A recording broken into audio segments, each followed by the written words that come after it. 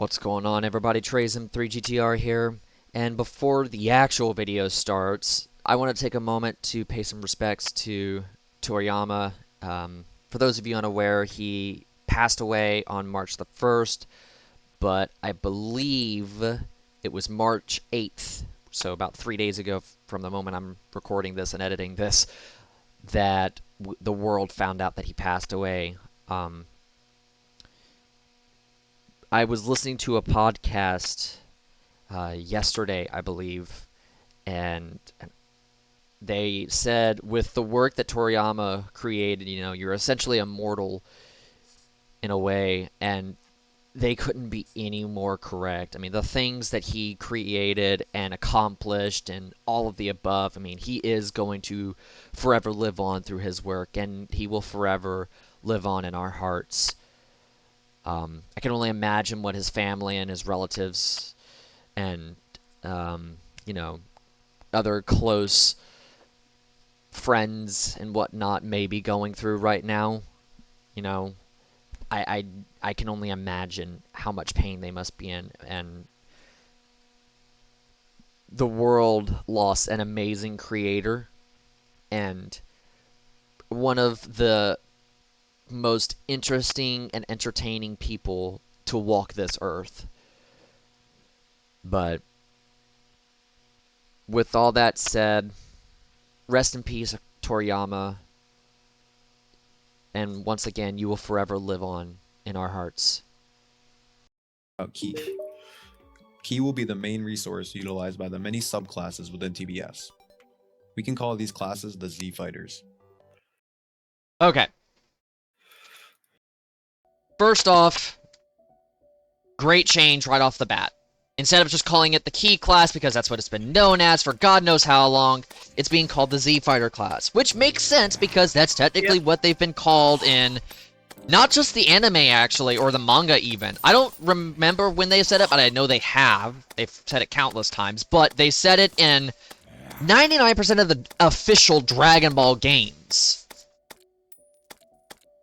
So I'm pretty sure in Dragon Ball Z Kakarot even, I'm pretty sure one of the things is called a Z Fighter emblem.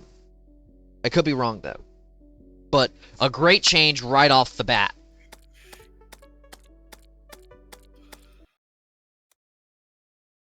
However, Key will not only be able to benefit the Z Fighter classes, as all classes will be able to utilize Key to some degree. There will be countless ways to do so, but one of the basic ways will be boosting your class-specific stats. For example, as a mage, you may have the option to use your Key to increase your magic damage. However, the core usages of Key for Z Fighters will be for transformations, weapons, and other special techniques and abilities. Okay. This is where it starts to get a little weird for me. And again, I also want to include this. This is all subject to change. Okay? This should be obvious, but I'm going to go ahead and say it now. This is all subject to change. Now, currently, how key mechanics and stuff work in the current state of the game is they boost your overall damage. So, the Silver Hammer does 17 true melee damage, but when I go Fall Super Saiyan, it does 23 true melee damage. Right now, it's just a flat damage boost. We'll get into that more in a moment.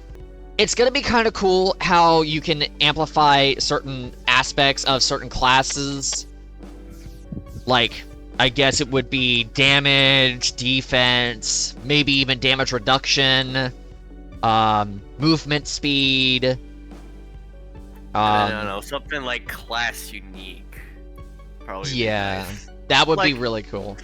Ammo reservation for it's funny, actually, it says that. It actually says that. Wow. It says the ammo reservation, but I'm not sure about the minion thing. The minion thing would be cool. I cannot see, I'm legally blind. Yeah, now, what I'm curious about is how much key it's going to cost for maybe an additional minion slot, if they're doing this. If they're doing this. Because I've already watched this video a couple of times, let this be known. I watched the video a couple of times already. But it's kind of like my first time listening to it. But what I want to find out eventually, and again, I'm being patient about this. I do not want anybody rushing anything. Let that be known right this second. Because Russian leads to product. Cyberpunk. Anyway, I wonder how much key would cost to have an additional minion, or maybe even an additional sentry, or both. Because right now it the probably cost a bunch, because that's basically doubling your damage. I would say maybe for an additional minion, make it more expensive than an additional sentry, because sentries don't exactly move around, right? Like, they're just there. Minions will. So having like an additional, I don't know, what would be like, what's like the most commonly used sentry, Gage? Because you're the summoner here. In our case, it's like Ballista and the Void Vortex Portal. Okay. That's what I... What non-modded. Yeah, let's just say that this is including mods, because it's gonna include Calamity, so... But I mean, fair enough, that'll be fine. That's a perfect example. Like, we could just use the Vortex Portal and the Terra Prisma. You know? Yeah. Arguably, the Terra Prisma, having an additional Terra Prisma is gonna be better. Oh, hey, look, a meteor. Is gonna be better than having an additional Lunar Portal summon. Or Vortex Portal summon, sorry. I think an additional minion is a bit more... powerful. Well, I don't want to say powerful. I want to say it has more utility and more benefits than having a sentry. Because if you're not moving, then a sentry probably would be better, unless, of course, it doesn't do nearly as well as the minions do. It comes down to the general performance of sentries versus summons. That's something I don't know about, though. That's something that Gage, honestly, would know more about. Because he's the summoner here. Anyways, back to the topic. Your goal as a Z fighter will be maintaining a balance of ki that allows you to thrive both offensively and defensively. This means that the Z fighter class will be extremely versatile at many points of the game, depending on your playstyle and path of progression. Let's move on to another core mechanic. Also your power nice. level. The power level system will be behind most of the progression-based scaling in TBS. You will start with a low power level, which can be increased as you progress through your playthrough. Simply, power level will be used to calculate stats for transformations and techniques, with a higher power level giving you better stats. There will be a few ways you can increase your power level. Now, I know it's about to talk about something that I talked about in an original video, because this isn't the first time we've done this. I actually failed horribly my first 3 attempts. It has not gone well. I'll be completely honest here. Having power levels is great. I don't know exactly how they're really gonna work. I've watched it, like I said, I've watched the video a couple of times. I don't know exactly how they're gonna fully work without actually seeing it. But it's nice that it's finally getting added as an overall mechanic, because power level was a thing that, I mean, we didn't really see much of the numbers of power levels after Dragon Ball, after the end of Z. Actually, I don't even think the end of Z was... Oh, hey, Slime Rain. I think it was what? Maybe post... Frieza was when power levels stopped mattering. Because you didn't really hear people talking about it as much. Sorry, I have to change the music. I'm tired of this music being horrible. Stars Above being goated with their music, by the way. I'm sorry, but nothing's gonna top this song. Anyway, we didn't really hear those numbers. Okay, fair enough.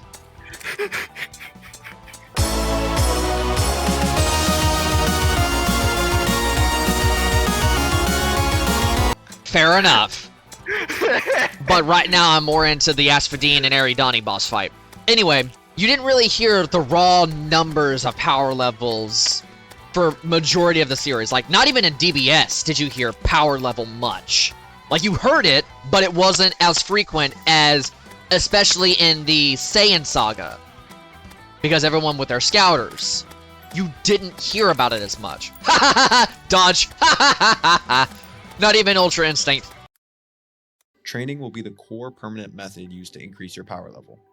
Whether it be through quests, killing certain enemies, or even special minigames, Training will be much more than an AFK farming simulator. Now, that is a nice touch. I'm going to go ahead and say that. That is a very, very nice touch. That's actually something we talked about in the original video. And mind you, the original video was done about, I want to say, a week to a week and a half ago. Was when I recorded the original video. And I had Drac with Gage and I as well. When we recorded it, we talked about training being a huge aspect. And hoping it would be included. We were looking at some of the teasers in the server, or in the TBS Discord server, but there was nothing hinting at training. Well, okay, you weren't, you were doing something else. But it was something that was brought up. Now, the one thing I am concerned about is how you're going to train aside from how these quests and these minigames are going to work. Because the way I see training is I see training as maybe having a hyperbolic time chamber to train in. You know, especially with training against another player.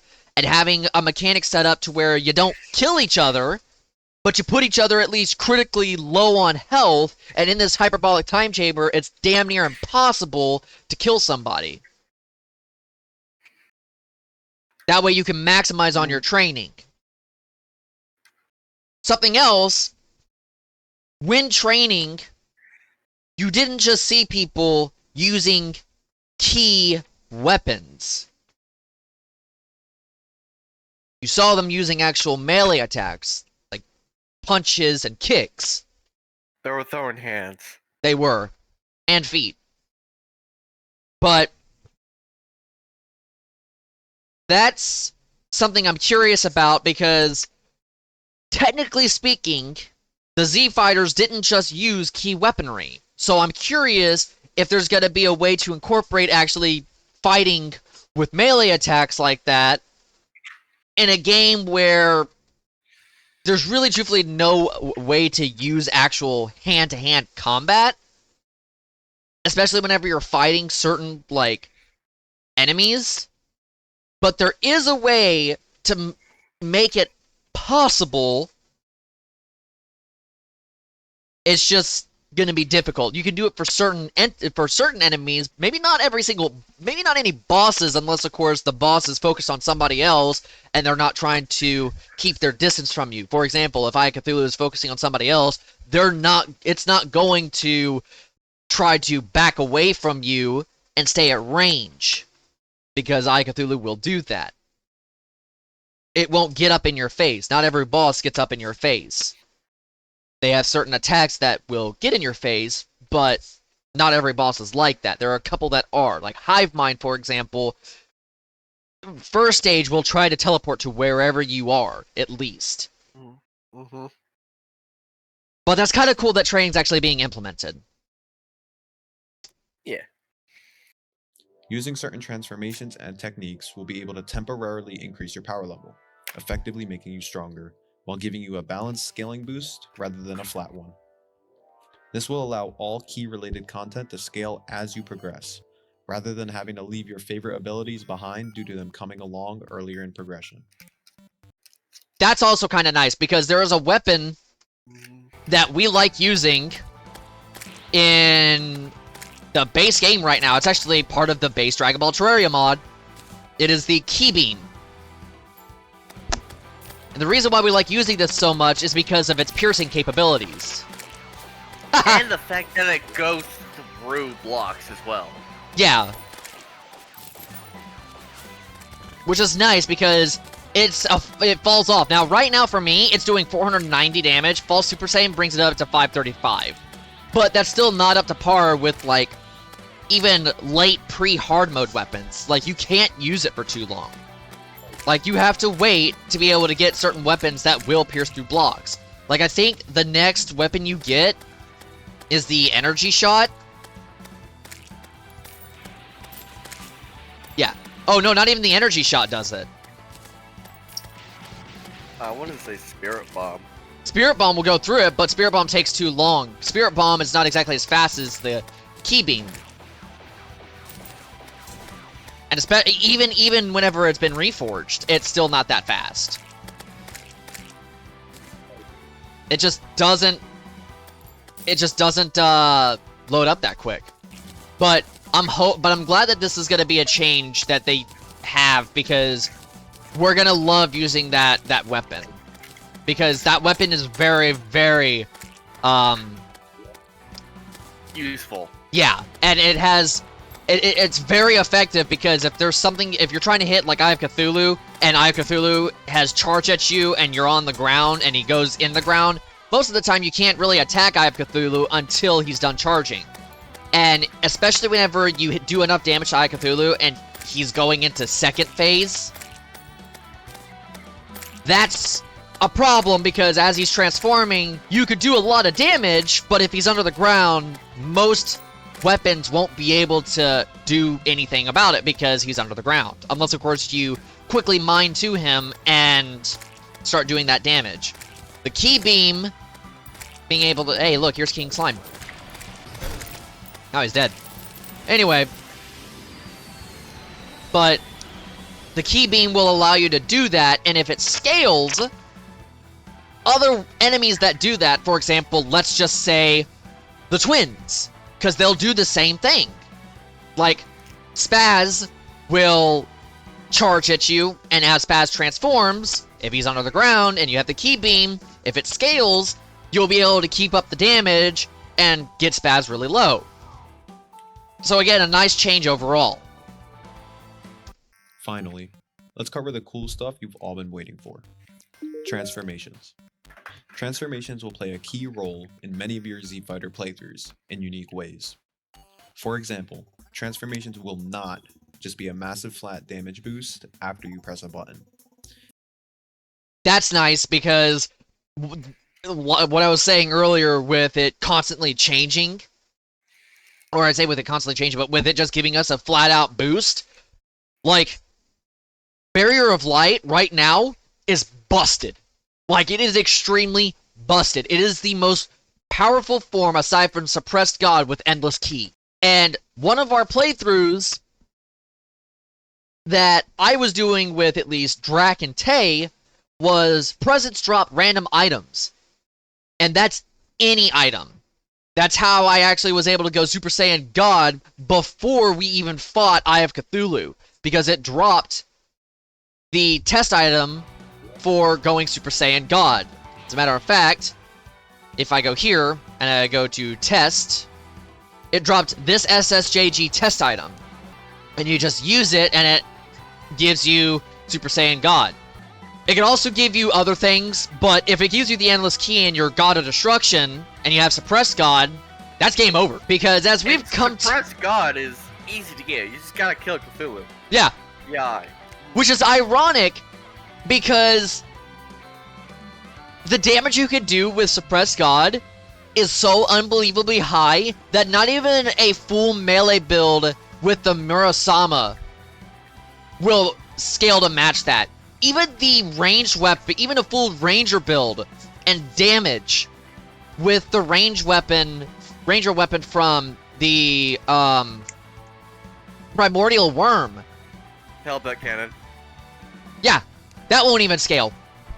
That won't scale with the Transcendent Supreme Kamehameha going full damage for T-Class and having the Suppressed God trait and also having Endless Key. And another thing, you can see the amount of accessories we have. Think about how much damage that's going to do. Now, not everybody's going to have this many accessories.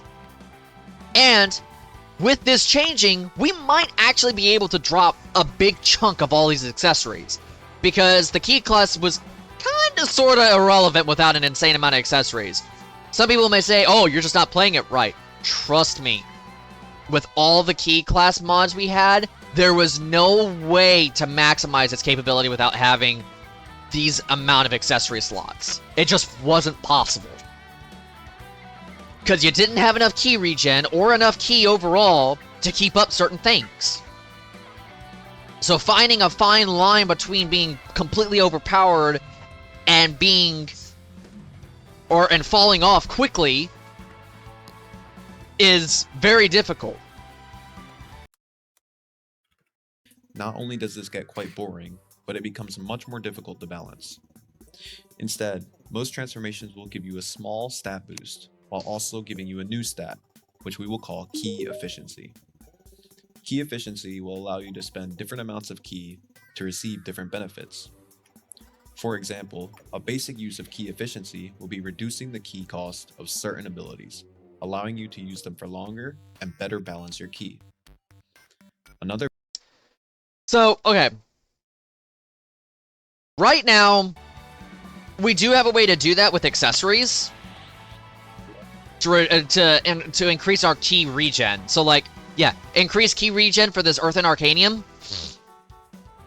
I think also the Majin Nucleus, if I can find, there it is, massively increased ki regen. Even being in some of the more demanding forms, like Perfected Ultra Instinct or Barrier of Light, you know, it's not difficult to maintain that form. What I do want to point out, though, is my concern to whenever you're in these forms, because I'm pretty sure they're talking about making it impossible to stay in these forms for long periods of time, which is actually completely against what happens in Dragon Ball at several points. Stamina is an issue, but for certain canon, I guess, Dragon Ball games, like, again, I'm going to use Dragon Ball Z Kakarot, there comes a point when Super Saiyan 1 doesn't drain your ki meter as much. Xenoverse 2, I'm going to struggle to remember this because I actually haven't played Xenoverse in a while, but Xenoverse 2 doesn't drain you as much on your ki meter, doesn't drain you on your ki meter as much, or even on your stamina, because there's also a stamina meter in Xenoverse. So you have your health, your ki meter, and your stamina. Now, I could be completely wrong, and I'm probably gonna put an editor's note over this and you know, correct myself on, you know, how the forms in Xenoverse work and how their drawbacks work. I don't know any major ones, but I do know that at least for either Super Saiyan God or the Super Saiyan forms, your ki regen or stamina regen, I'm pretty sure it's ki regen though, is slow while maintaining that form. It's not, you're not losing that ki, but it's slower. And I'm pretty sure that's actually the vanilla, or not the vanilla, the normal SSJ form, so 1 through 3. And the higher the number, obviously, the slower the ki regen. Another benefit could be that a percentage of ki that you use gets converted into health. Because there are so many unique routes to explore with this system, many forms will serve unique purposes in specific. Oop, hold on. I don't want to do that yet. Okay. I do like the new layout of the forms right now. Like, this forms tree is amazing. I love it. The only thing I don't know is I'm curious as to what this question mark form is right here. Obviously, we know this is base form. This is 1, this is 2, this is 3. I don't know what those 3 forms are. And obviously, we have God, blue, and then we have another blue. Now, I don't know what that would be. Now, I'm curious as to if that blue form is a perfected blue, because we do have a Super Saiyan Blue perfected form with the mods we have right now. This is Super Saiyan Blue right here. Better yet, let me do it like this. Super Saiyan Blue's right here. Then we have perfected Super Saiyan Blue. And it splits off to Blue Evolution or Blue Kaioken. Now, speaking of this, something I want to point out is Ultra Instinct right here, and it's Ultra Instinct sign, but it connects to Perfected Ultra Instinct. Now, that's something that I'm really curious about. I saw Ultra Instinct sign, or maybe it was Omen. I know it was UI sign and UI Omen. Then we had just Ultra Instinct, and then we had True Ultra Instinct. My concern is what version of Ultra Instinct that is going to be, because there is 2 different versions of the silver-haired form. There is Mastered Ultra Instinct, which happened in the Tournament of Power, and then there's Perfected Ultra Instinct, which is what Goku used in the Moro arc at the end of it, and the Granola arc at several points. Now, with that, I'm curious as if the Ultra Instinct Susanoo form, Susanoo thing is gonna exist, because that'd be super funny. I don't know what your thoughts are on that, Gage. He's gone quiet. Thanks, Gage. I don't really have any thoughts on this.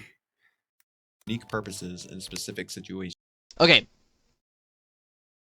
Right here we have Kaioken, which is cool because there's Kaioken 1, then 3, then 4, then 10, then 20, and then 100, which is amazing. Now my guess right here is this is Ultra Instinct Sign or Omen.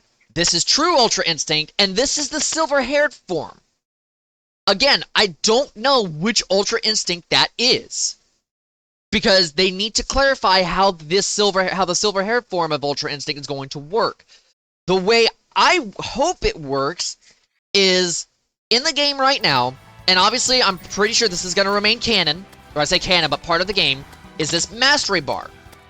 Now it'd be cool if it starts off as just Mastered Ultra Instinct, and you get it from using Ultra Instinct Sign enough, and then after that, once you master Ultra Instinct Sign, you get quote-unquote Mastered Ultra Instinct, the base silver hair form, and then once you completely fill the mastery bar for the silver haired form, you get Perfected Ultra Instinct. It doesn't have to be split like Super Saiyan Blue to Perfected Super Saiyan Blue, though that would be cool. But something I want to talk about right now is the fact that not every fight with a different form did the Z fighters, and especially the ones who could transform, did they have an aura surrounding them. So for example, Super Saiyan and Super Saiyan Full Power, Super Saiyan Full Power is just basically Super Saiyan without the aura, with a little bit of a different color to it. But Yeah. not every time somebody was in a form did they have an aura surrounding them. Really truthfully, they only had that when they were charging.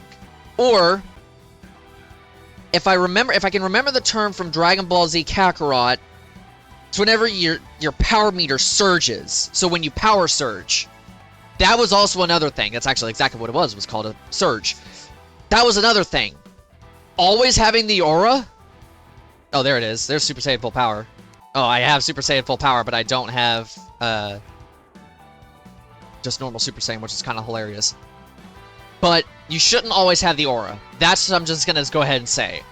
That's why I like the fact that we have a Super Saiyan Blue and then a Perfected Super Saiyan Blue, because it's just without the aura. The only issue is whenever you surge, when I feel like you should have a quote-unquote power surge, you should have the aura back temporarily and do more damage than you were before. Also, Ultra Ego being by itself kind of cool, and then Potential Unleashed. I don't know the difference between these two forms, but, I mean, it's probably different stages of his Potential Unleashed. Turn your favorite forms, even if they... We have Legendary Super Saiyan right here, though Yep. I'm curious because I don't know what all these forms are. I can't exactly tell. Gage, Well, I think one of them might be Wrathful, one of the I two think- black hairs. I think because there's green eyes right here. It looks like they're green eyes. So that might, I think you're right on Wrathful. I think this is base, and then this is Wrathful, and I think this is just Super Saiyan. Super Saiyan, and then Legendary, and then that looks like Kefla, kind of Legendary. From what I'm looking Well, at. what I'm but- curious at is I wonder if this is just Legendary, and then this is Legendary Full Power. Mm. I wonder. Because that's what I'm curious about with these forms. I know what these three are. This is base, Wrathful, Super Saiyan. I get it. Yeah. I'm just really curious about that. they are canonically weaker, will still serve purpose as you progress later into the game. Now, this is an interesting one. Because I don't understand why it's like this. Because we already saw a tree where it was Super Saiyan 1 after a base form to Super Saiyan 2, but now there's two Super Saiyan 2s. And then there's an SSJ3, then a God again, and a blue. I don't know what that would mean, why that is the way that it is. We'll figure it out eventually. So that's effectively it for this little section and the first overall, I guess, review over the upcoming changes with Terraria Ball Super.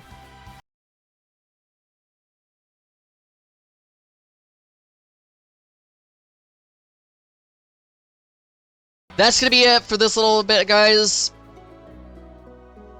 I'm Treysm3gtr, and as always, stay cool, stay safe, and I'll catch you in the next one. Peace.